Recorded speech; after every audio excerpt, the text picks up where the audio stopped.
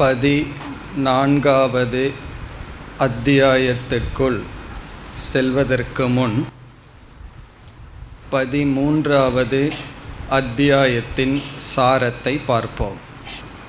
13வது அத்தியாயத்தில் சில புஸ்தகங்களில் முதல் ஸ்லோகம் அர்ஜுனனுடைய கேள்வியாக இருக்கும். அந்த ஸ்லோகம் பல புஸ்தகங்களில் இல்லை. ஆகவே அதை நாம் எண்ணிக்கையில் எடுத்துக்கொள்வதில்லை.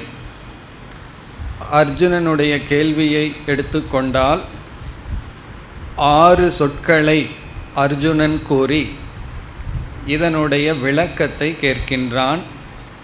பிரகிருதிம் புருஷம் செய்வ க்ஷேத்ரம் க்ஷேத்ரஜ்ஞமேவச்ச ஞானம் ஞேயம் ச கேசவ. க்ஷேத்ரம் க்ஷேத்ரஜ்ஞக, பிரகிருதிஹி புருஷக, ஞானம் ஞேயம் என்ற இந்த 6 சொற்களினுடைய விளக்கத்தை கேட்கின்றான். அதனுடைய விளக்கமே இந்த 13வது அத்தியாயம். இனி நாம் பகவான் ஆரம்பிக்கின்ற முதல் ஸ்லோகத்திலிருந்து வரலாம். முதல் 2 ஸ்லோகங்கள் க்ஷேத்ரஜ்ஞக என்ற தத்துவத்தை விளக்குகின்றது. க்ஷேத்ரஜ்ஞக க்ஷேத்ரம் என்ற 2இல் முதலில் பகவான் எடுத்துக்கொண்டது க்ஷேத்ரஜ்ஞக என்ற தத்துவம். அப்பொழுது க்ஷேத்ரம் என்றால் என்ன என்பதை முதலில் அறிமுகப்படுத்துகின்றார். இதம் ஷரீரம் கௌந்தேய க்ஷேத்ரம் இதி அபிதீயதே. இந்த உடல் க்ஷேத்ரம், விளையும் பூமி என்று கூறுகின்றார். பிறகு அந்த உடலுக்குள் அறிவு சொரூபமாக இருக்கின்ற ஒரு தத்துவம் க்ஷேத்ரஜ்ஞக என்று சொல்கின்றார். க்ஷேத்ரஜ்ஞக என்றால் உடலை அறிகின்ற ஒரு அறிவு சொரூபம். பிறகு முக்கியமான ஒரு கருத்தை இங்கு உடனே பகவான் கூறுகின்றார். இந்த உலகத்தில் இருக்கின்ற ஒவ்வொரு ஜீவராசிகளுக்குள் எந்த ஒரு அறிவு சொரூபம் இருக்கின்றதோ அதுவே நானாக பரமாத்மாவாக இருக்கின்றது என்று ஜீவ பிரம்ம அல்லது ஜீவ ஈஸ்வர ஐக்கியத்தை கூறுகின்றார். க்ஷேத்ரஜ்ஞம் சாபிமா வித்தி, என்னையே எல்லா சரீரத்திற்குள் இருக்கின்ற அறிவு சுரூபமாக தெரிந்துகொள் என்று க்ஷேத்ரஜ்ஞன் என்பவன் அறிவு சுரூபமானவன், பரபிரம்ம சுரூபம் என்று க்ஷேத்ரஜ்ஞனை பற்றிய கருத்தை முதல் 2 ஸ்லோகத்தில் பகவான் கூறுகின்றார். பிறகு 3வது ஸ்லோகத்திலிருந்து 6வது ஸ்லோகம் வரை க்ஷேத்ரம் என்ற தத்துவம் விளக்கப்படுகின்றது. 3லிருந்து 6 வரை. இங்கு என்ன பகவான் கூறுகின்றார்? முதலில் இந்த ஞானத்தின் பெருமையை பகவான் பேசுகின்றார். இப்பொழுது சொல்ல இருக்கின்ற இந்த ஞானம் ரிஷிகளினால் கொடுக்கப்பட்டு பரம்பரையாக வந்துள்ளது என்று ஞானத்தினுடைய மகிமையை கூறி, க்ஷேத்ரம் என்ற சொல்லுக்கு முதலில் பகவான் இந்த உடல் என்று சொல்லி, பிறகு ஜட பிரபஞ்சமான அனைத்தும் க்ஷேத்ரம் என்று கூறுகின்றார். இந்த உடல் மட்டுமல்ல, இந்த உடலுக்கு காரணமாக இருக்கின்ற பஞ்சபூதங்கள், வெளியே அனுபவிக்கின்ற இந்த உலகம், அதற்கு காரணமாக இருக்கின்ற சூக்ஷ்ம பூதங்கள் என்று படைக்கப்பட்ட அனைத்தும் க்ஷேத்ரம் என்று சொல்கின்றார். பிறகு இங்கு ஒரு முக்கியமான கருத்தையும் பகவான் கூறியிருந்தார். நம்முடைய மனமும் படைக்கப்பட்ட சூக்ஷ்மமான பூதத்தில் ஆனது. அந்த மனதில் இருக்கின்ற குணங்களும் க்ஷேத்ரம் என்று சொன்னார். மனதில் இருக்கின்ற இச்சா, துவேஷம், விருப்பு வெறுப்பு, சுகம் துக்கம், இவைகளெல்லாம் க்ஷேத்திரத்தினுடைய தர்மம் என்று படைக்கப்பட்ட அனைத்தும், ஜட பிரபஞ்சம் அனைத்தும் க்ஷேத்திரம். அதற்குள் யார் அறிவு சுரூபமாக இருக்கிறார்களோ அது க்ஷேத்ரஜ்ஞ சுரூபம் என்று க்ஷேத்திரத்தை பற்றிய விளக்கத்தை பகவான் 3 - 6 ஸ்லோகம் வரை கூறினார். பிறகு 7வது ஸ்லோகத்தில் ஆரம்பித்து 11வது ஸ்லோகம் வரை ஞானம் என்ற ஒரு சொல்லை எடுத்துக்கொண்டு அதற்கு விளக்கத்தை கொடுக்கின்றார். க்ஷேத்திரம் க்ஷேத்ரஜ்ஞக என்பதை விளக்கியதற்கு பிறகு ஞானம் என்ற ஒரு சொல்லை எடுத்துக்கொள்கின்றார். பொதுவாக ஞானம் என்றால் மனதில் தோன்றுகின்ற அறிவு. ஆனால் இங்கு பகவான் எடுத்துக்கொண்டது ஞானம் என்றால் ஞான சாதனானி. நமக்கு ஆத்ம ஞானம் வர வேண்டும் என்றால் மனதில் எப்படிப்பட்ட நட்பண்புகள் இருக்க வேண்டும், அந்த பண்புகளையெல்லாம் இங்கு பகவான் கூறினார். அமானித்துவம் அதம்பித்துவம் என்று ஆரம்பித்து 20 பண்புகளை பகவான் கூறினார். இந்த பண்புகள் நம்முடைய மனதில் இருந்தால் நமக்கு ஆத்ம தத்துவத்தை பற்றிய ஞானம் ஏற்படும். மற்ற ஞானத்திற்கு இந்த பண்புகள் அவசியம் இல்லை. ஆனால் ஆத்ம ஞானம் வர வேண்டுமென்றால் இந்த பண்புகள் தேவை என்று பண்புகளை பகவான் கூறினார். இங்கு ஆரம்பித்த இந்த விஷயமானது, பண்புகளை பற்றிய விஷயம், இனி 18வது அத்தியாயம் வரை தொடரப் போகின்றது. இங்கு ஆரம்பம் என்றே சொல்லலாம். இனிமேல் பண்புகளை இந்த கீதை முடிகின்ற வரை பகவான் விதவிதமான கோணத்தில் பேசப் போகின்றார். ஆகவே பண்புகளுக்கு பகவான் அதிக முக்கியத்துவம் கொடுத்திருக்கின்றார். நாம் இந்த பண்புகளை பார்க்கும் பொழுது எப்படி பார்த்தோம்? நமக்குள் இருக்க வேண்டிய சில நட்பண்புகள் இருந்தால் ஆத்மாவை பற்றிய, ஈஸ்வரனை பற்றிய ஞானத்தை அடைவோம். ஒரு கால் பண்புகள் இல்லை என்றால் இறைவனை பற்றிய ஞானத்தை நாம் அடைய மாட்டோம். இப்போ ஒருவர் சொல்லலாம், எனக்கு பண்புகளை அடைவதற்கு மிக கடினமாக இருக்கின்றது, எனக்கு பண்புகளே வேண்டாம். காரணம் என்ன? எனக்கு ஈஸ்வரனை பற்றிய அறிவும் வேண்டாம். இறைவனை பற்றிய அறிவு இல்லாமல் எவ்வளவோ பேர் பிறந்து வாழ்ந்து இறந்து விட்டார்கள். நானும் அவர்களுக்குள் ஒருவனாக இறைவனை பற்றி அறிவு இல்லாமலேயே இருந்து விடுகின்றேனே. அந்த ஈஸ்வர ஞானத்திற்குத்தான் நட்பண்புகள் வேண்டும் என்றால் எனக்கு அந்த பண்பும் வேண்டாம், ஈஸ்வர ஞானமும் வேண்டாம் என்று சிலர் சொல்லலாம். அதற்கு நாம் என்ன பதில் பார்த்தோம்? ஞாபகம் இருக்கின்றதா? நாம் பார்த்த பதில், இறைவனை பற்றிய ஞானம் ஒரு பக்கம் இருந்த போதிலும் இந்த உலகத்தில் மனிதனாக வாழ்கின்ற நாம் மனித சுகத்தை அனுபவித்து மற்ற மிருகங்களை காட்டிலும் அதிகமான சந்தோஷத்தை அடைய வேண்டுமென்றால் இந்த பண்புகள் தேவை. அதாவது லௌகிகத்திலேயே இறைவனை அறிந்து மோட்சத்தை அடைவது ஒரு பக்கம் இருக்கட்டும், இந்த உலகத்திலேயே அதிக மகிழ்ச்சி நமக்கு வேண்டும் என்றால் இந்த பண்புகளை நாம் அடைந்தால் அதிக மகிழ்ச்சியை அடைவோம். உதாரணமாக தானம் என்ற ஒரு பண்பு இருக்கின்றது, மற்றவர்களிடம் பகிர்ந்து கொள்ளுதல். மற்றவர்களிடம் பகிர்ந்து கொள்ளுதல், நமக்கு இல்லாமலேயே ஒரு பொருளை இனியொருவருக்கு கொடுத்து அதனால் மகிழ்ச்சி அடைதல் என்பது மனிதனால் மட்டும்தான் முடியும். மிருகங்களெல்லாம் தியாகம் செய்து கொண்டு அமர்ந்திருக்காது. அப்போ மனிதனால் மட்டும்தான் தான் சுவைக்காமல் மற்றவர்களுக்கு கொடுத்து அதனால் தான் சுவைப்பதை விட அதிக இன்பத்தை அனுபவிக்க முடியும். அது இல்லையே என்று யாரும் சொல்ல முடியாது. நாம் பகிர்ந்திருந்தால் அந்த சுகத்தை அனுபவிப்போம். அப்படி தியாகத்தினாலும் அமைதியினாலும் ஏற்றுக்கொள்வதினாலும் கர்வப்படாமல் இருப்பதினாலும் வருகின்ற சுகத்தை நாம் அனுபவிக்கும் பொழுதுதான் நம்மளுடைய சாதாரண வாழ்க்கையில் அதிகமான இன்பத்துடன் வாழ வேண்டுமென்றால் எந்த அளவுக்கு இந்த பண்புகள் நமக்கு இருக்கின்றதோ அந்த அளவுக்கு நம்முடைய வாழ்க்கையினுடைய தரம் உயர்ந்த தரமாக இருக்கும். இல்லை என்றால் மனித உடலை எடுத்தும் மிருகங்கள் அனுபவிக்கின்ற அதே சுகதுக்கத்தில் இருந்து மனிதர்கள் இறந்து விடுவார்கள். அதற்கு எதற்கு மனித சரீரத்தை நாம் எடுக்க வேண்டும்? இப்போ மனித உடலை எடுத்தால் மிருகங்களை விட உயர்ந்த தரமாக வாழ வேண்டும். அப்படி நம்முடைய வாழ்க்கையின் தரம் உயர வேண்டும் என்றால், குவாலிட்டி ஆஃப் லைஃப் என்று சொல்வார்கள், வாழ்க்கையினுடைய தரம் உயர வேண்டுமென்றால் இதுவரை பார்த்த பண்புகள், இனிமேல் பார்க்க போகிற பண்புகள் எவ்வளவு தூரம் நம்மயமாக்குகின்றோமோ அவ்வளவு தூரம் இந்த வாழ்க்கையை தரத்தை உயர்ந்து நாம் வாழ்கின்றோம்.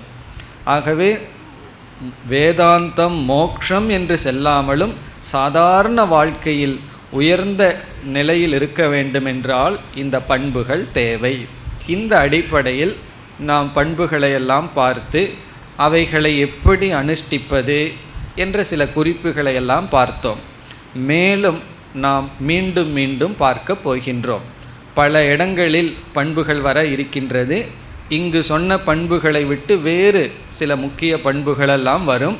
அப்பொழுதும் நாம் விளக்கமாக பார்க்கலாம்.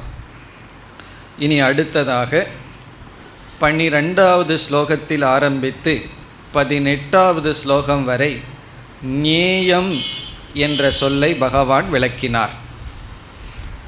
க்ஷேத்ரஜ்ஞக, க்ஷேத்திரம், பிறகு ஞானம், இந்த 3 சொற்களினுடைய விளக்கத்திற்கு பிறகு ஞேயம் என்ற சொல் விளக்கப்பட்டது. ஞேயம் என்ற சொல்லும், க்ஷேத்ரஜ்ஞக என்ற சொல்லும், புருஷக என்ற சொல்லும் ஒரே பொருளைத்தான் குறிக்கின்றது. இங்கு பகவான் என்ன செய்தார்? பரம்பொருளை எடுத்து விளக்க உபனிஷத் சில முறைகளை கையாளுகிறது. அந்த முறையை இங்கு பகவான் கையாண்டார். அதனால் இந்த ஞேயம்ங்கிறத நம்ம படிக்கும் பொழுது உபனிஷத்திற்குள் சென்றது போன்ற உணர்வு நமக்கு வரும். காரணம், உபனிஷத்தில் பயன்படுத்தப்பட்ட அத்தியாரோப அபவாதம் என்ற நியாயத்தை பகவான் பயன்படுத்தி ஞேயம், அதாவது பரமாத்ம தத்துவத்தை விளக்கினார்.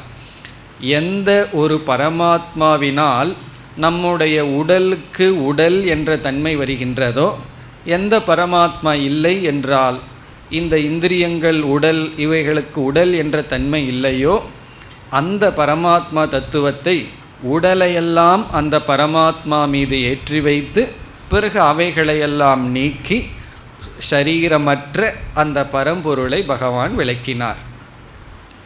பிறகு 19வது ஸ்லோகத்தில் ஆரம்பித்து 23வது ஸ்லோகம் வரை பிரகிருதிஹி புருஷக என்ற 2 தத்துவத்தையும் சேர்ந்தே பகவான் விளக்கம் கொடுத்தார். இதுவரைக்கும் இந்த 4 சொற்களை தனித்தனியாக விளக்கி வந்த பகவான் பிரகிருதிஹி புருஷக என்ற சொல்லை சேர்ந்து 19லிருந்து 23 வரை விளக்கினார். இங்கு பிரகிருதி என்றால் மாயா என்ற தத்துவத்தை குறிக்கின்றது. க்ஷேத்திரம் என்பது மாயை வெளித்தோற்றத்தை அடைந்த நிலை. பிரகிருதி என்பது க்ஷேத்திரம் வெளித்தோற்றத்திற்கு வராத நிலை, அது மாயை. புருஷக என்பது பரபிரம்மன், அந்த பரமாத்மாவை சார்ந்து இந்த மாயை இருக்கின்றது. நம்ம புரிஞ்சுக்கிறதுக்காக எப்படி நாம் சிந்திக்கலாம், பரமாத்மா அதனுடைய சக்தி மாயை. சக்தி என்றால் நம்மை சார்ந்து இருப்பது. இப்போ என்னிடத்தில் ஒரு பொருளை உயர்த்துகின்ற சக்தி இருக்கின்றது என்றால், பேசுகின்ற சக்தி இருக்கிறது என்றால், அந்த சக்தி என்னை சார்ந்திருக்கும். நான் திடீர்னு பேசுகிற சக்தியை ரூம்லேயே வச்சுட்டு இங்கே உட்காந்துட்டேன்னு சொல்ல முடியாது. அதே போல் நீங்கள் கேட்குற சக்தியை வீட்டில் வச்சுட்டு இங்கே வந்துட்டேன்னு சொல்ல முடியாது. நீங்கள் இங்கு வந்தால் கேட்கிற சக்தியுடன் தான் வர முடியும். காரணம் என்ன? அந்த சக்தி ஒருவனை சார்ந்திருக்கின்றது. அப்படி மாயை என்பது பிரம்மத்தை சார்ந்திருக்கின்ற ஒரு சக்தி. அந்த சக்தி வெளிப்பட்டு விட்டால் அது க்ஷேத்திரம், அது பிரபஞ்சம். அப்போ இறைவனுடைய வெளிப்படுத்தப்பட்ட சக்தி உலகம், வெளிப்படுத்தப்படாமல் அந்த சக்தி இருக்கும் பொழுது மாயை என்று பிரகிருதிஹி என்பது மாயா என்ற தத்துவமாகவும், புருஷக என்பது அந்த மாயை யாரை சார்ந்திருக்கின்றதோ அந்த தத்துவமாகவும் பகவான் அறிமுகப்படுத்தி, பிறகு ஒரு சந்தேகம் வந்தது. இருக்கிறது ஜடமான மாயை, பிறகு பரமாத்மா என்றால் இதில் யார் துயரப்பட்டு கொண்டிருக்கிறார்கள், இதில் ஜீவர்கள் யார் என்ற கேள்வி வரும்பொழுது அந்த பரமாத்மாவே அறியாமையினால் துயரப்படுவது போல் தெரிகின்றது என்று சொல்லி, இந்த மாயா என்ற தத்துவத்தில் இருக்கின்ற குணத்தில் இருக்கின்ற பற்றுனால்தான் அந்த புருஷன் சுகதுக்கங்களையெல்லாம் அனுபவித்து ஷரீரங்களையெல்லாம் எடுக்கின்றான் என்று சொன்னார். இவ்விதம் புருஷக பிரகிருதிகி என்ற தத்துவம் பேசப்பட்டு இத்துடன் 23வது ஸ்லோகத்துடன் இந்த 6 சொற்களுக்கான விளக்கமும் முடிவடைந்து விட்டது. பிறகு 24, 25 இந்த 2 ஸ்லோகங்களில் சாதனைகளை பகவான் பேசினார். ஆரம்பத்திலிருந்து மோட்சத்திற்கு வரை எப்படிப்பட்ட படிகள் இருக்கின்றன என்பதை பகவான் பேசினார். நம்ம அங்கே எவ்வளவு படிகள் பார்த்தோம்? 5 படிகள் பார்த்தோம். 5 ஸ்டெப் ப்ரோக்ராம்னு பார்த்தோம். 5 படிகள் இருக்கின்றது. அதுவும் எங்கெங்கோ ஏதேதோ திசையில் இருக்கின்ற படிகள் அல்ல, ஒரே நேர்கோட்டில் இருக்கின்ற 5 படிகள். அதில் முதல் படி கர்மயோகம். ஒவ்வொருவரும் அவர்களுடைய வாழ்க்கையை கர்மயோகத்தில் ஆரம்பிக்க வேண்டும். சுருக்கமாக கர்மயோகம் என்றால் தார்மீகமான வாழ்க்கை, தர்மப்படி வாழ்க்கையை அமைத்து கொள்ள வேண்டும். பிறகு அடுத்ததாக கடமைகளை சற்று குறைத்து கொண்டு தியானம் முதலிய சாதனைகளில் ஈடுபடுதல். அதற்கு பிறகு சாஸ்திரத்தை கேட்டல், சிரவணம், பிறகு சிந்தித்தல், மனனம், பிறகு மீண்டும் தியானம், பெற்ற அறிவை நிலைப்படுத்துதல் என்று கர்மயோகம், தியானம் அல்லது உபாசனம், சிரவணம், மனனம், நிதித்தியாசனம் என்று 5 படிகளை சொல்லி ஒவ்வொரு சாதகர்களும் ஒவ்வொரு படிகளில் இருக்கிறார்கள் என்று பகவான் குறிப்பிட்டார். பிறகு 26வது ஸ்லோகத்தில் ஆரம்பித்து 34வது ஸ்லோகம் வரை, அதாவது இந்த அத்தியாயம் முடிவடைகின்ற வரை பகவான் கூறிய கருத்து, ஞானியிடம் இருக்கின்ற ஞானம், பிறகு ஞான பலம். ஞானிக்கு எப்படிப்பட்ட பார்வை இருக்கின்றது? யஹ் பஷ்யதி ச பஷ்யத்தின்னு சொன்னார். யார் பார்க்கிறார்களோ அவர்கள் பார்க்கிறார்கள், எப்படி பார்த்தால் அவர்கள் பார்க்கிறார்கள் என்று சம திருஷ்டியை பகவான் பேசினார். விஷமமாக பேதத்துடன் இருக்கின்ற இந்த உலகத்தில் யார் ஒரு சொரூபத்தை, சமமான தத்துவத்தை பார்க்கிறார்களோ அவர்கள் பார்க்கிறார்கள் என்று சொல்லி ஞானியினுடைய விஷன், ஞானியினுடைய பார்வையை சொன்னார். பிறகு செயல் செய்வதெல்லாம் உடலும் மனதும் தான். தன்னை அகர்த்தாவாக யார் பார்க்கிறானோ அவன் பார்க்கின்றான் என்றெல்லாம் சொல்லி, பிறகு பிரயோஜனமாக என்ன சொன்னார்? ந ஹினஸ்தி ஆத்மனா ஆத்மானம். பிரயோஜனம் என்னவென்றால், இந்த பார்வை யாரிடம் இருக்கின்றதோ அவன் தன்னையே தான் அழித்து கொள்ள மாட்டான், தன்னையே தான் ஹிம்சித்து கொள்ள மாட்டான், அல்லது தற்கொலை செய்து கொள்ள மாட்டான் என்று சொன்னார். இதிலிருந்து என்ன தெரிகிறது? இந்த ஞானம் இல்லாதவர்கள் அவர்கள் அவரவர்களையே துயரத்திற்குள் ஆக்கிக் கொள்கிறார்கள். மற்றவர்கள் என்னை துயரப்படுத்துவது என்பது பொய். அவர்கள் அவர்களையே துன்புறுத்தி கொள்கிறார்கள், நாசப்படுத்தி கொள்கிறார்கள். இந்த ஞானத்திற்கு பிறகு அவன் அவனை அழித்து கொள்ள மாட்டான். ததோ யாதி பராம் கதிம், பிறகு மேலான கதியை அடைவான் என்று இந்த ஸ்லோகங்களில் மீண்டும் ஆத்ம தத்துவத்தை பகவான் திரும்ப திரும்ப கூறினார். பிறகு இறுதியாக ஆகாசத்தையும் பிரகாசத்தையும் உதாரணமாக எடுத்து கொண்டார். ஆகாசத்தை போல் ஆத்மா எல்லா இடத்தில் இருந்தாலும் எதோடும் சங்கம், எதோடும் சேர்க்கை அடைவதில்லை என்று ஆத்மா அசங்கக என்பதை விளக்கினார். இந்த ஆத்மாவுக்கு இருக்கிற எத்தனையோ சொரூபத்தில் அசங்ககங்கிறது முக்கியமான சொரூபம். காரணம், எல்லா அனர்த்தங்களுக்கும் சங்கம், சேர்க்கைதான் காரணம். அசங்கம்னா எதோடும் பற்றில்லை, தொடவில்லை என்றால் எந்த விதமான துயரமும் இல்லை. அப்படி ஆகாசத்தை போல் அனைத்தையும் ஆகாசம் தனக்குள் வைத்திருக்கிறது, ஆனால் எதனிடமும் அது தொடுவதில்லை. அதே போல பிரகாசம், லைட் ஒரு பொருளை வியாபிக்கின்றது, இருந்தாலும் அதனால் அது பாதிக்கப்படுவதில்லை என்று உதாரணங்களை கூறி, பிறகு கடைசி ஸ்லோகத்திற்கு வந்தால் ரொம்ப முக்கியமான ஸ்லோகம். க்ஷேத்ர க்ஷேத்ரஜ்ஞயோகோ அந்தரம். இந்த ஷரீரத்துக்கும் ஷரீரத்திற்குள்ளிருக்கின்ற ஆத்ம தத்துவத்திற்கும் உள்ள அந்தரம், வேற்றுமையை எப்படி பார்க்க முடியும்? ஞான சக்ஷுஷா, ஞான கண்ணால் யார் பார்க்கிறார்களோ, அது மட்டுமல்ல, பூத பிரகிருதி மோக்ஷம் ச ஏ விதுகு. பூதம் என்றால் வெளித்தோற்றத்திற்கு வந்த ஜடப்பொருள், பிரகிருதி என்றால் அதற்கு காரணமாகி இருக்கின்ற மாயை, இதனுடைய மோக்ஷம் என்றால் இதனுடைய இல்லாமை. நான் துக்கத்திலிருந்து மோட்சத்தை அடைஞ்சிட்டேன்னு சொன்ன என்ன அர்த்தம்? துக்கம் என்னை விட்டு சென்று விட்டது, அதற்கு இருக்கிற இடம் தெரியவில்லை. இப்போ மோக்ஷம் என்றால் இல்லாமை என்றும் ஒரு பொருள் உண்டு. நான் மோட்சத்தை அடைந்து விட்டேன்னு சொன்னால் நான் இல்லாமையை அடைந்து விட்டேன்னு அர்த்தமல்ல.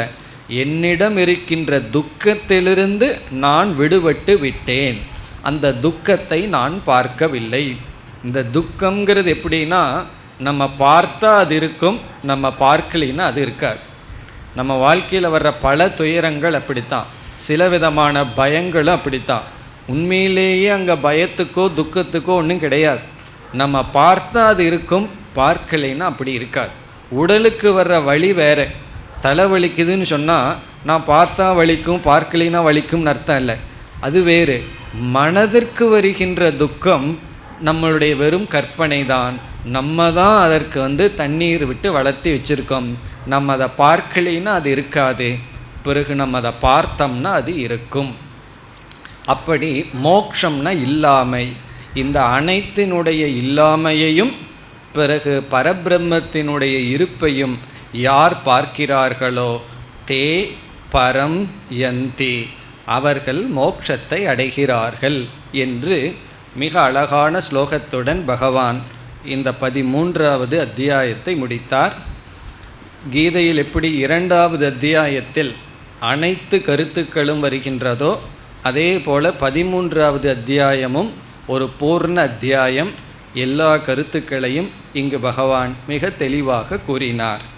இனி வருகின்ற அத்தியாயங்களில் இதில் கூறப்பட்ட கருத்துக்களினுடைய விளக்கம்தான் வர இருக்கின்றது. இனி நாம் 14வது அத்தியாயத்திற்கு செல்லலாம். இந்த அத்தியாயத்திற்கு குணத்ரய விபாக யோக என்பது தலைப்பு. குணத்ரயம் என்றால் 3 குணங்கள், சத்வகுணம், ரஜோகுணம், தமோகுணம் என்று 3 குணங்கள். குணத்ரய விபாக என்றால் வேற்றுமை, யோக என்றால் அதை பற்றி பேசுகின்றது. 3 குணங்களை பற்றிய விசாரம் இங்கு நடைபெற இருக்கின்றது. இப்போ இந்த அத்தியாயத்திற்கான சம்பந்தத்தை பார்த்துவிட்டு நாம் இந்த அத்தியாயத்திற்குள் செல்லலாம். சங்கதி சம்பந்தம் என்றால் சென்ற அத்தியாயத்திற்கு இந்த அத்தியாயத்துக்கு என்ன கனெக்ஷன், அதை நம்ம இப்பொழுது பார்க்கின்றோம். சென்ற அத்தியாயத்தில் பிரகிருதிகி என்ற ஒரு தத்துவத்தை பகவான் பேசினார். அதை நாம் மாயை என்று சொன்னோம். அந்த பிரகிருதியும் புருஷனும், அதாவது பிரம்மனும் வேறுபாடு தெரியாமல் கலந்து விட்டது, அல்லது க்ஷேத்திரமும் க்ஷேத்ரஜ்ஞனும் கலந்து விட்டார்கள். உடலும் உடலை அறிகின்ற அறிவும் கலந்து விட்டது. அதை நம்ம பிரிக்க வேண்டும். அந்த பிரகிருதி அல்லது க்ஷேத்திரம் என்பது 3 குணத்தினால் ஆன தத்துவம். மாயைக்கு ஒரு லட்சணம் திரிகுணாத்மிகா மாயா. இது மாயைக்கு கொடுக்கப்படுகின்ற லட்சணம். திரிகுண ஆத்மிகா என்றால் 3 குணங்களினுடைய சொரூபம். ஆத்மிகான சொரூபம். த்ரீ என்றால் 3 குணங்களினுடைய சொரூபம்தான் மாயை. இப்போ பிரகிருத்தியில் 3 குணம் இருக்கின்றது என்றால் மாயை முக்குண வடிவமானது என்றால் அந்த மாயையிலிருந்து தோன்றிய அனைத்தும் முக்குண வடிவமாகத்தான் இருக்கும். அதனுடைய தன்மையே 3 குணம்னா அதிலிருந்து வந்ததெல்லாம் 3 குணமாகத்தான் இருக்கும். இப்பொழுது மாயையிலிருந்து வந்த இந்த 3 குணங்களை பற்றி நாம் தெளிவாக தெரிந்து விட்டால், ஒவ்வொரு குணங்களையும் நாம் நீக்கிவிட்டால் மாயையை நாம் நீக்கியவர்கள் ஆகின்றோம். இப்போ மாயா என்ற ஒன்றை முழுமையாக உடனடியாக நீக்க முடியவில்லை என்றால் என்ன செய்வது? கொஞ்சம் கொஞ்சமாக மாயையை நீக்கணும். அப்படின்னா மாயையை கொஞ்சம் கூறு போடணும். ஒரு பெரிய டேப்லெட்டை மாத்திரையை டாக்டர் ஒரு குழந்தைக்கு கொடுத்து விழுங்கணும்னு சொல்லிவிட்டார். அந்த குழந்தையினால் விழுங்க முடியலன்னு நம்ம என்ன செய்கிறோம்? அதை 2-3 கூறாக பிரித்து கொஞ்சம் கொஞ்சமாக அந்த குழந்தைக்கு உள்ளே கொடுக்கறது போல் இந்த மாயா என்ற தத்துவத்தையே நம்ம நீக்கணும். பூத பிரகிருதி மோட்சத்தை நம்ம செய்யணும். நம்ம அந்த மாயைக்கு மோட்சத்தை கொடுக்கணும். அதனுடைய அர்த்தம் என்ன? அந்த மாயையை நீக்கணும். அது முழுமையாக நீக்கிறதுக்கு கடினமாக இருக்கின்றது. அப்போ என்ன செய்யலாம்னா, மாயையே பிட்டாக பிரித்து கொஞ்சம் கொஞ்சமாக நம்ம மாயையை நீக்கலாம். அப்படி நீக்க வேண்டும்னா மாயையை எப்படி பிரிக்கின்றோம்? சத்துவம், ரஜஸ், தமஸ் என்று பிரித்து அந்த ஒவ்வொரு குணத்தினுடைய தன்மைகளையெல்லாம் ஆராய்ந்து ஒவ்வொரு குணத்தையும் நாம் தாண்டி வரும்பொழுது மாயையை தாண்டி நாம் விடுகின்றோம். இப்போ ஒவ்வொரு குணத்தினுடைய தன்மையை தெரிஞ்சு அதை நாம் நீக்குவதற்கு அந்த குணத்தை பற்றிய விசாரம் தேவைப்படுகின்றது. ஏன்னா மாயையை திடீர்னு எடுத்துட்டு முழுமையாக நம்மால் மாயையை நீக்க முடியவில்லை. அப்படி முயற்சி பண்ணோம்னா மாயையினுடைய வலைக்குள் நாம் விழுந்து விடுவோம்.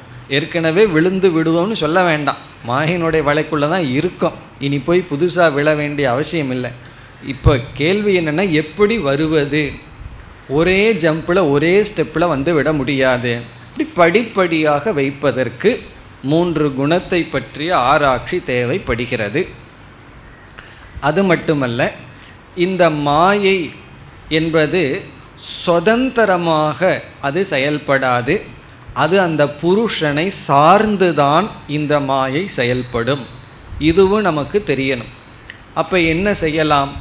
மாயை நமக்கு ஏதாவது கஷ்டத்தை கொடுத்தால் இந்த மாயையினுடைய ஓனர் யாருன்னா அவர்கிட்ட நம்ம போய் ஆகணும். இப்போ யாராவது நமக்கு ஒரு கஷ்டத்தை கொடுத்தா உடனே யாராவது ஒருவர் நமக்கு சங்கடத்தை கொடுக்குறார். நம்ம என்ன பண்ணுறோம்? அவன் யாருக்கு அடங்கி இருக்கான்னு கண்டுபிடிச்சு அவர்களிடம் போய் முறையிடுகின்றோம். சின்ன பையனாக இருந்தால் பெற்றோர்கிட்ட போய் சொல்கிறோம், உங்கள் பையன் இந்த மாதிரி பண்ணுறான். ஏன்னா அவனை நம்ம டீல் பண்ண முடியல. அப்படி இந்த மாயையில் நம்ம கஷ்டப்பட்டோம்னா மாயாவிகிட்ட நம்ம போகணும். அந்த மாயாவிகிட்ட தானே மாயை தன்னுடைய வசத்தில் இருக்குது. அப்படி இந்த மாயையானது பிரம்மத்தினுடைய அதீனமாக இருக்கின்றது என்பதும் நமக்கு விளங்கியாக வேண்டும். இப்போ மாயையை கூறு போட்டு பிரித்து ஒவ்வொன்றா தாண்டதுக்கு மாயையினுடைய முக்குணத்தினுடைய தன்மையை தெரிஞ்சாகணும். மாயை எப்படி அதீனமாக இருக்கின்றது என்பதையும் தெரிஞ்சாகணும். இப்போ ஆஃபீஸில் படிப்படியாக பவர் இருக்கும், சக்தி இருக்கும்.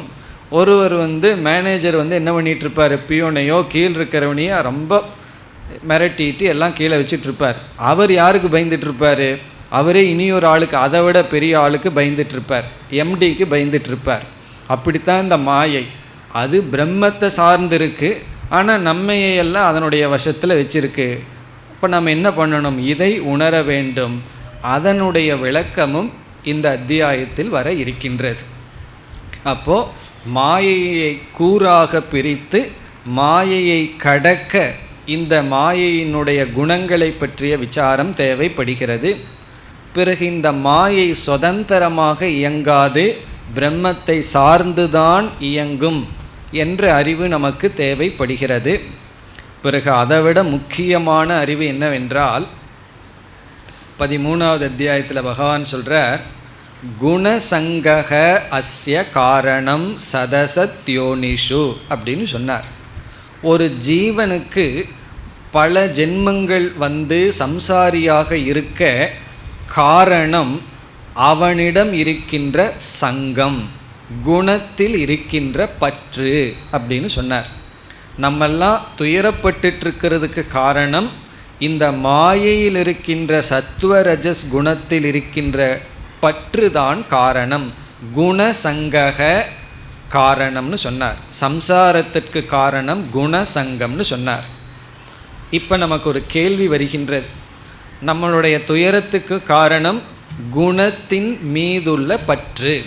அப்படி என்றால் குணங்கள் எவைகள், என்னென்ன குணங்கள் இருக்கு, அந்த குணத்தினுடைய லட்சணம் என்ன, குணங்கள் எப்படியெல்லாம் நம்மை பந்தப்படுத்துகின்றது, இந்த சத்துவரஜஸ் தமஸ்ங்கிற குணம் எப்படி நம்மை பந்தப்படுத்துகிறது, நாம் எந்தெந்த நேரத்தில் எந்தெந்த குணத்தினுடைய பிடியில் இருக்கோம்னு எப்படி கண்டுபிடிப்பது, பிறகு இந்த குணத்திலிருந்து விலையடைதல், நாம் எந்த நேரத்தில் எந்த குணத்தில் இருக்கோம்னு வேற கண்டுபிடிக்கணும். இது பொதுவாக வீட்டுக்கு அப்பா ஆஃபீஸ்லேருந்து வந்தாருன்னா குழந்தை என்ன பண்ணும், அப்பா எந்த மூடில் இருக்காருன்னு ஃபஸ்ட்டு கண்டுபிடிச்சிடும். அதுக்கு தகுந்தாப்பில் தான் ப்ராக்ரஸ் ரிப்போர்ட்டை கொடுக்கலாமா வேண்டாமானெல்லாம் முடிவு பண்ணும். அப்படி நம்ம மனிதர்கள் வந்து எந்த நேரத்தில் எந்த மூடில் இருப்போம்னு தெரிவதில்லை. அதனால தான் மெஷினுக்கும் மனிதனுக்கும் உள்ள பெரிய வேறுபாடு, ஒரு இயந்திரம் வந்து அது அப்படியே தான் செயல்படும், அது மூடெல்லாம் அதுக்கு கிடையாது. ஆனால் மனிதன் அப்படி இல்லை, ஒவ்வொரு நேரத்தில் ஒவ்வொரு மூடில் இருப்பான். அதனால தான் சில இண்டஸ்ட்ரியிலெல்லாம் மேன் பவரை குறைச்சி மெஷின் பவரை இன்க்ரீஸ் பண்ணணும்னு சொல்கிறார்கள். ஏன்னா மெஷினோட ரிலேட் பண்ணுறது ரொம்ப சுலபம், மனிதனோட டீல் பண்ணுறது கஷ்டம். எந்த நேரத்தில் எந்த குணம் யாருக்கு எப்போ இருக்கும்னு நமக்கே தெரியாது, அப்புறம் தானே மற்றவர்களுக்கு தெரிவது. அதனால் சொல்லுவார்கள் சில பேர், அப்போ எனக்கு கோபம் வருமா வராதான்னு எனக்கு தெரியாதுன்னு சொல்லுவார்கள். காரணம் என்ன, நமக்கு தெரியாத அந்த நேரத்தில் என்ன வரும். அப்போ நம்ம கண்டுபிடிக்கணும், இந்தந்த சிம்டம்ஸ் இருந்தால் இந்தந்த குணம் இருக்கும். இப்போ இந்த ஞானமெல்லாம் நமக்கு தேவைப்படுகிறது. இப்போ இந்த குணத்தை பற்றிய இவ்வளவு அறிவு நமக்கு தேவைப்படுகிறது. ஆகவே பகவான் அர்ஜுனனுடைய கேள்வி இல்லாமலேயே இந்த அறிவை கொடுக்க ஆரம்பம் செய்கின்றார். இப்போ இந்த அத்தியாயத்தில் என்ன வருகின்றது, குணங்களை பற்றிய எல்லா விசாரம், பிறகு பிரகிருதி எப்படி அதீனம், பிறகு மாயையை கடக்க மாயை 3 கூறாக பிரிக்கப்பட்டு விசாரம் செய்யப்படுகிறது. பிறகு இறுதியில் எல்லா குணத்தையும் கடந்தவன் எப்படி இருப்பான். சம்சாரியே வர்ணிச்சிட்டு இருந்தாலும் நல்லா இருக்காதல்லவா, இந்த 3 குணங்களையும் கடந்து நிற்பவன், அவனுடைய அடையாளங்கள் என்ன என்று அர்ஜுனன் கேள்வி கேட்கப் போகின்றான். அப்படி குணாதீத லட்சணம் வரப்போகின்றது. 12வது அத்தியாயத்தில் எப்படி பக்தனுடைய லட்சணம் வந்தது, பராபக்தனுடைய லட்சணம் வந்தது போல் குணங்களினுடைய பிடியிலிருந்து விடுபட்டவன் எப்படி இருப்பான், அதுவும் மிக அழகாக பகவான் சொல்ல போகின்றார். அப்படி குணங்களை பற்றிய விசாரம், குணங்களை கடந்தவனை பற்றிய வர்ணனை, பிறகு இந்த மாயா தத்துவத்தை பற்றிய விசாரம், இவைகளெல்லாம் நமக்கு தேவைப்படுகின்றது. ஆகவே இந்த அத்தியாயத்தையும் நாம் ஒரு ஞான யோகத்தில் வருகின்ற அத்தியாயமாகவே எடுத்துக்கொள்ள வேண்டும்.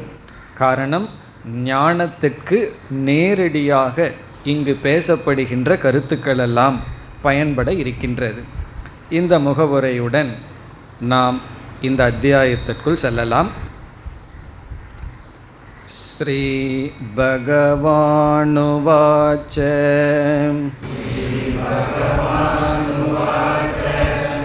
பரம் பூய பிரவக்ஷ்யாமி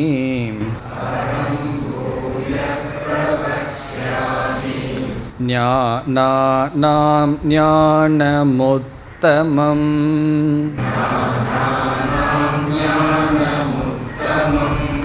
யஜ்ஞாத்வா முனயः சர்வே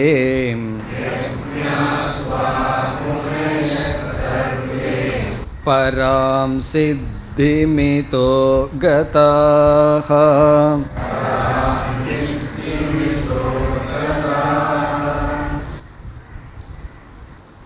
முதல் 2 ஸ்லோகங்களில் பகவான் கூறுகின்ற கருத்து, முதலில் ஓர் பிரதிஜ்ஞை செய்கின்றார். பிரதிஜ்ஞா என்றால் நான் என்ன சொல்லப் போகின்றேன் என்று முதலிலேயே சொல்வது. இதை சொல்லப் போகின்றேன் என்று பகவான் உறுதிமொழி கொடுக்கின்றார். பிரதிஜ்ஞா என்றால் பிராமிஸ் அல்லது உறுதிமொழி. நான் இதை விளக்கப் போகின்றேன் என்று விளக்குவதற்கு முன் நான் விளக்க இருக்கின்ற சப்ஜெக்ட், எதை நான் விளக்கப் போகின்றேன் என்று சொல்வதற்கு பெயர் பிரதிஜ்ஞா. இதை நான் சொல்லப் போகிறேன் என்ற பிரதிஜ்ஞை செய்கின்றார். எதற்கு பிரதிஜ்ஞை செய்வதுன்னா சப்ஜெக்டை அறிமுகப்படுத்துது. நான் இந்த விஷயத்தை பேசப் போகின்றேன். இப்போ முதல் கருத்து பிரதிஜ்ஞா, வாக்குறுதி அல்லது ப்ராமிஸ் பண்ணுறது. பிறகு ஞான மகிமா, சொல்லப் போகின்ற ஞானத்தினுடைய பெருமையை பகவான் மீண்டும் கூறுகின்றார். நான் சொல்கிற விஷயம் சாதாரண விஷயம் அல்ல, சாதாரண விஷயமாக நீ எடுத்துக்காதேன்னு சொல்லி இந்த தான் சொல்ல இருக்கின்ற அல்லது கொடுக்க இருக்கின்ற அறிவினுடைய மகிமை பெருமையை கூறுகின்றார். பிறகு இந்த ஞானத்தினுடைய பலன். இந்த மூன்று கருத்தும் முதல் 2 ஸ்லோகங்களில் அடங்கியுள்ளது. இப்போ முதல் 2 ஸ்லோகத்தினுடைய சாரம் பிரதிஜ்ஞா, ஞான மகிமா, ஞான பலம். பிரதிஜ்ஞான்னு சொன்னால் வாக்குறுதி, நான் இதை செய்ய போகிறேன் என்று சொல்லுதல். ஞான மகிமா என்றால் நான் எப்படிப்பட்ட அறிவை கொடுக்கப் போகின்றேன் என்று அந்த அறிவினுடைய மேன்மையை புகட்டுதல். பிறகு இந்த ஞானத்தினுடைய பலன், இந்த அறிவை நீ அடைந்தால் உனக்கு என்ன பலன் கிடைக்கும் என்று இந்த 3 கருத்தை வைத்துள்ளார். இனி நாம் ஒவ்வொரு கருத்துக்கு செல்லலாம். முதலில் பிரதிஜ்ஞா. என்ன பிரதிஜ்ஞை பகவான் செய்கின்றார்? பரம் என்ற சொல் பிறகு நாம் பார்க்கலாம். இந்த பரம்ங்கிற சொல் ஞானத்துக்கு அடைமொழி. பரம் ஞானம் என்று நாம் சம்பந்தப்படுத்த வேண்டும். அதை பிறகு பார்க்கலாம். பூயக பிரவக்ஷ்யாமி, அதுதான் பிரதிஜ்ஞா. பூயக என்றால் மீண்டும், எகெயின். பூயகன மீண்டும். பிரவக்ஷ்யாமி நான் சொல்ல போகின்றேன். பிரவக்ஷ்யாமினா ஐ ஆம் கோயிங் டு டீச், நான் சொல்ல போகின்றேன். எதை? புதிதான கருத்தை அல்ல. நான் புதுசாக ஒன்றை இனிமேல் சொல்ல போகிறதில்லை. 13வது அத்தியாயம் வரைக்கும் நான் என்ன சொல்லி முடித்தேனோ அதற்கு மேலே புதிதாக நான் சொல்வதற்கு இல்லை. இருந்தாலும் மீண்டும் நான் சொல்ல போகின்றேன்.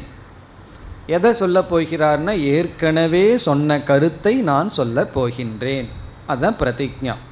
உனக்கு நான் விளக்கம் கொடுத்த கருத்தையே நான் விளக்குகின்றேன். இப்போ பகவான் மறந்துட்டு, நம்ம சொன்னதை மறந்துட்டு மீண்டும் விளக்குனார்னு கிடையாது. பகவானுக்கு நல்லா ஞாபகம் இருக்கு, நான் சொன்னேன், ஏற்கனவே சொன்னது தான், இருந்தாலும் மீண்டும் நான் சொல்ல போகின்றேன். எதை சொல்ல போகின்றேன்னா இந்த தத்துவங்கள் தான்.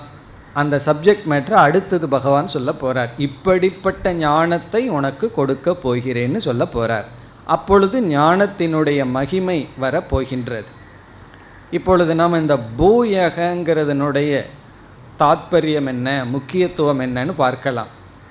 காரணம் என்னவென்றால், ஆரம்பமே பகவான் நான் மீண்டும் ஏற்கனவே உபதேசம் செய்த கருத்தை உபதேசிக்க போகின்றேன்னு சொன்ன உடனே நமக்கு ஒரு கேள்வி வரலாம்.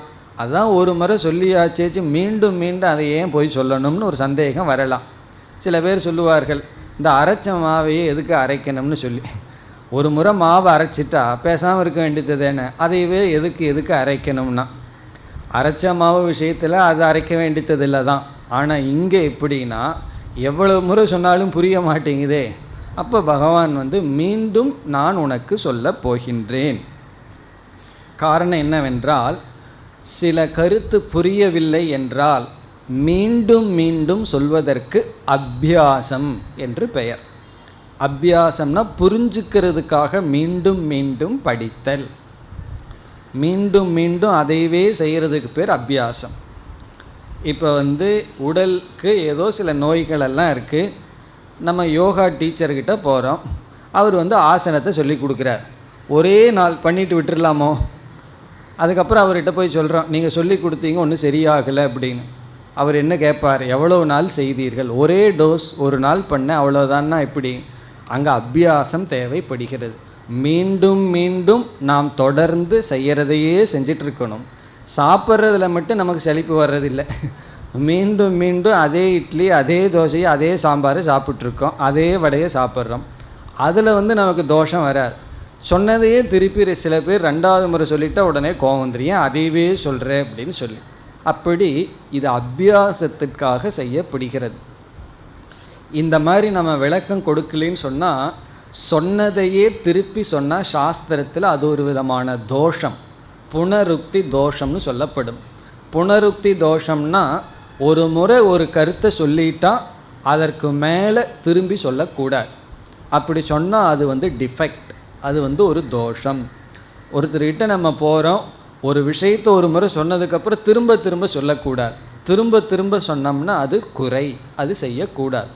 அந்த காலத்தில் ஒரு ரெக்கார்டர் பார்த்துருப்பீங்க, இப்போ பார்க்க முடியாது. அதில் ஒரு ஏதாவது மிஸ்டேக் ஆகிடுதுன்னா அதே திரும்ப திரும்ப வந்துகிட்டே இருக்கும், ஓட்டர் ரெக்கார்டுன்னு சொல்லுவார்கள். அப்படி சில பேர் என்னென்னா ஒரே கருத்தை திரும்ப திரும்ப சொல்லிக்கொண்டே இருப்பார்கள். அப்படி சொன்னால் நமக்கும் தலைவலிக்கும், அவர்களுக்கும் வலிக்குதோ இல்லையோ, கேட்குறவங்களுக்கு தான் அது வலி கஷ்டமாக இருக்குது. சொன்னதையே திரும்ப திரும்ப சொல்கிறார்களேன்னு சொல்லி அது ஒரு குறை. அதனால் அதையும் ஞாபகம் வச்சுக்கணும். நம்ம இங்கே பகவான் பூயகன்னு சொல்லிட்டார், இனிமேல் நம்ம திரும்ப திரும்ப சொன்னதையே சொல்லலான்னு நினச்சிடக்கூடாது. திரும்ப திரும்ப எப்போ சொல்லணுமோ அப்போ தான் சொல்லணும். இப்போ இங்கே புரிந்து கொள்வதற்காக அபியாசத்திற்காக சொல்கின்றார். பிறகு 2வது பிரயோஜனம், ஒரு கருத்தை சொன்னதற்கு பிறகு மீண்டும் திரும்ப சொல்ல வேண்டிய இதனுடைய 2வது பிரயோஜனம் அதனுடைய முக்கியத்துவத்தை காட்டுவதற்காக. இம்பார்ட்டன்ஸை காட்டணும், முக்கியத்துவத்தை காட்டணும்னு என்ன பண்ணணும்னா திரும்ப கூற வேண்டும். இப்போ ஒரு புஸ்தகம் இருக்குது அல்லது கீதை இருக்குது, சில ஸ்லோகம் ரொம்ப முக்கியம்னு சொன்னால் என்ன செய்கிறோம்? ஒரு இன்ட்டு மாட்டு போட்டு புள்ளி வச்சுக்கிறோம், இல்லைன்னா அண்டர்லைன் பண்ணி வைப்போம். அப்படி சில விஷயத்தை முக்கியம்னு காட்டுறதுக்கு என்ன செய்யணும்னா மீண்டும் நாம் திரும்ப சொல்லுதல். இப்போ ஒருவருடைய வீட்டுக்கு ஏதோ ஒரு விஷயத்தை சொல்கிறதுக்காக போகிறோம், ஆனால் நம்ம என்ன செய்வோம்? அதை மட்டுமா சொல்லிட்டு வருவோம்? அப்படியே கொஞ்சம் ஊர் கதையெல்லாம் பேசி அப்புறம் வருவோம். அப்போ என்ன பண்ணுவோம்? நம்ம மற்ற கதைகள் பேசும்போதும் நான் இதுக்காக வந்தேன், இதை சொல்ல வந்தேன்னு இடையில ஞாபகப்படுத்திகிட்டே இருப்போம்.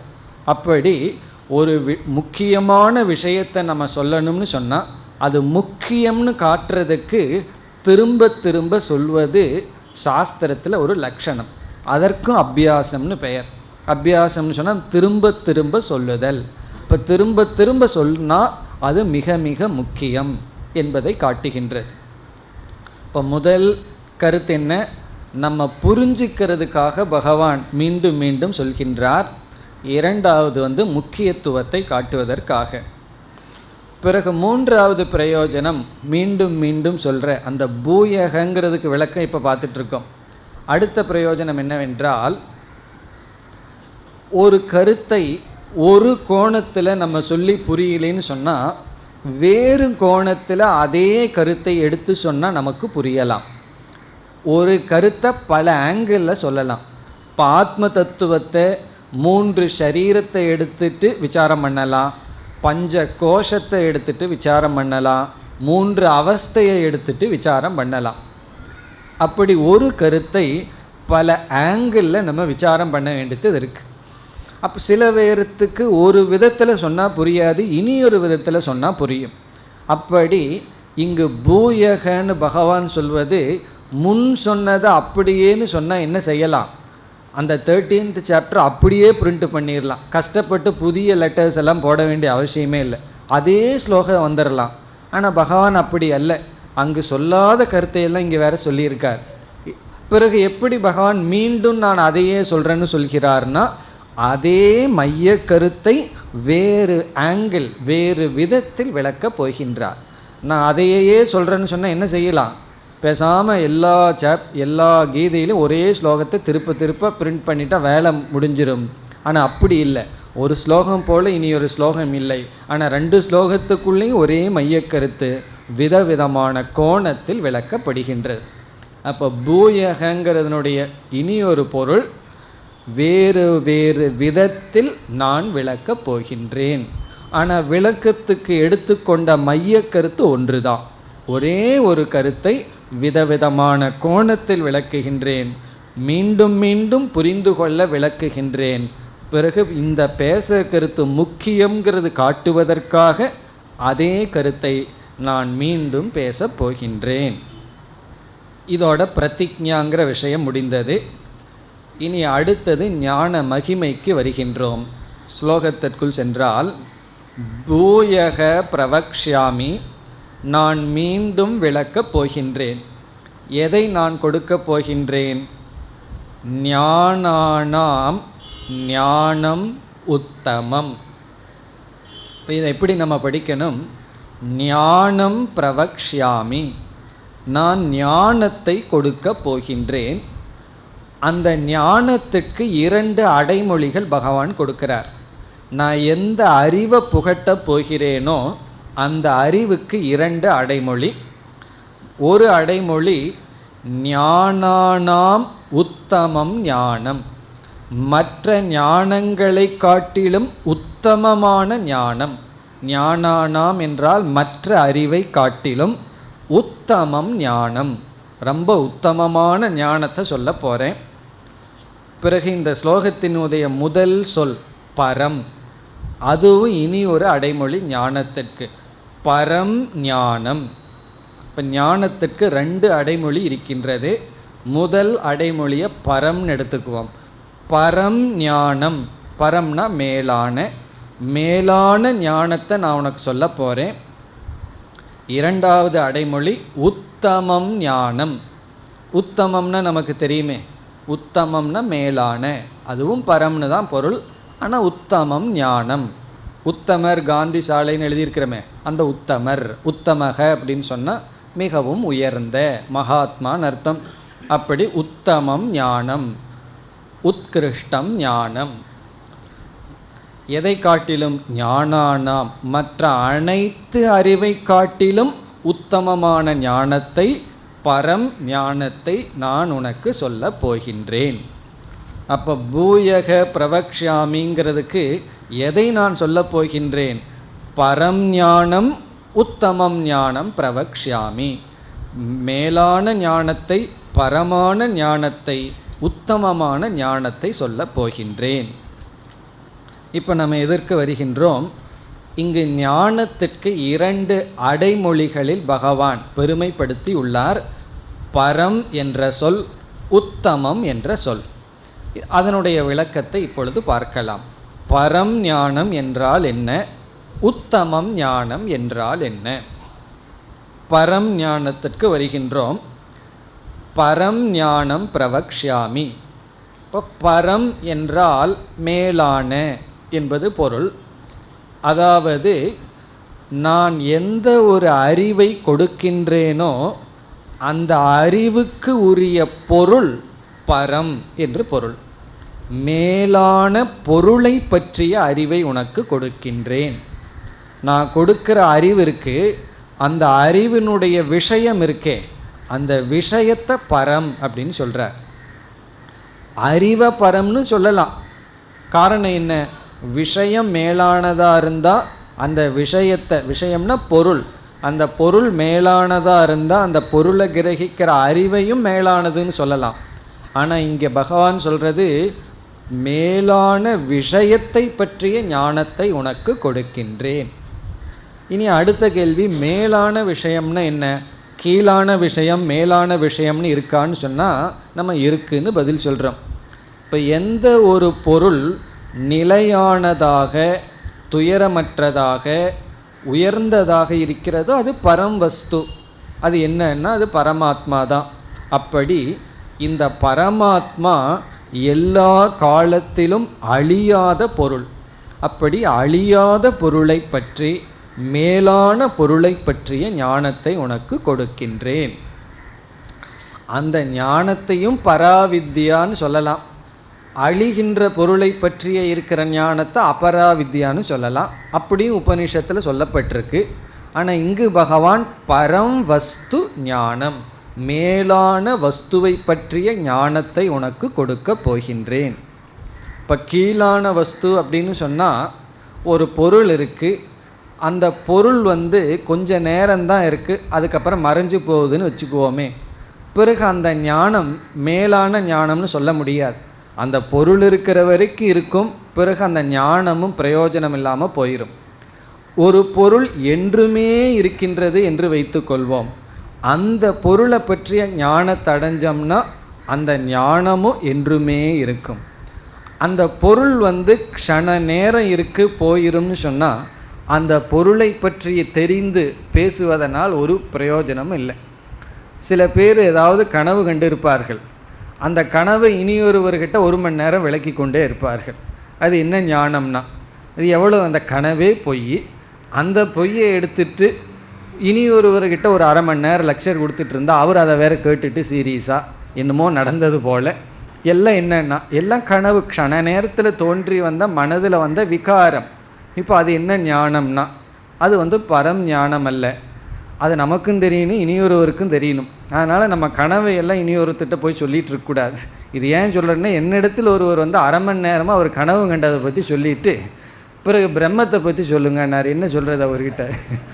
அப்போ கனவு உங்களுக்கே பிரயோஜனம் இல்லை. நீங்கள் கண்ட கனவு உங்களுக்கே உண்மை இல்லை, இனியொருத்தருக்கு எப்படி உண்மையாகும்? அப்படி அதெல்லாம் அபர விஷயம். க்ஷண நேரம் தோன்றி இருக்கிற விஷயத்தை பற்றிய ஞானம்.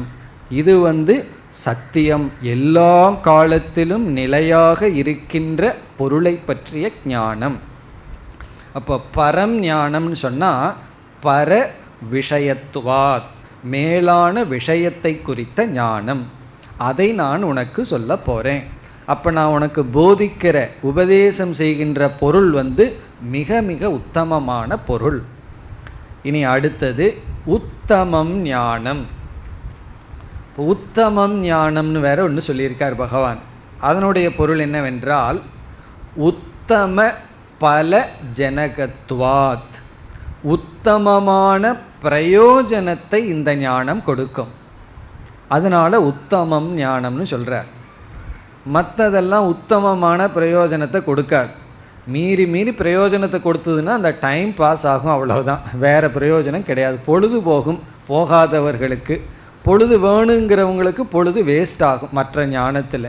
அப்படி இது உத்தமமான பிரயோஜனத்தை கொடுக்கின்ற ஞானம். நான் உனக்கு என்ன அறிவை கொடுக்க போகிறேனோ அந்த அறிவு உள்ளதுக்குள்ளேயே உத்தமமான பலனை கொடுக்கும். ஆகவே உத்தமம் ஞானம். எந்த ஞானத்தை காட்டிலும்? ஞானானாம், மற்ற அனைத்து அறிவை காட்டிலும் இது உத்தமமான ஞானம். பிறகு உத்தமம் ஞானம்ங்கிறதுக்கு இனி ஒரு பொருளும் உண்டு. இதை சாத்திய ஞானம் அப்படின்னு சொல்கிறோம். சாத்திய ஞானம் என்றால் இந்த ஞானத்தை அடையிறது தான் நம்முடைய லட்சியம். மீதி ஞானமெல்லாம் சாதன ஞானம். அந்த ஞானத்தை அடைஞ்ச உடனே பிரயோஜனம் வராது. மற்ற எல்லா ஞானமும் அந்த ஞானமே பிரயோஜனத்தை கொடுக்காது. அந்த ஞானம் செயலில் போட்டோம்னா தான் நமக்கு பலனை கொடுக்கும். எல்லா சயின்ஸ் அப்படித்தான், ஞானமே பிரயோஜனத்தை கொடுக்காது.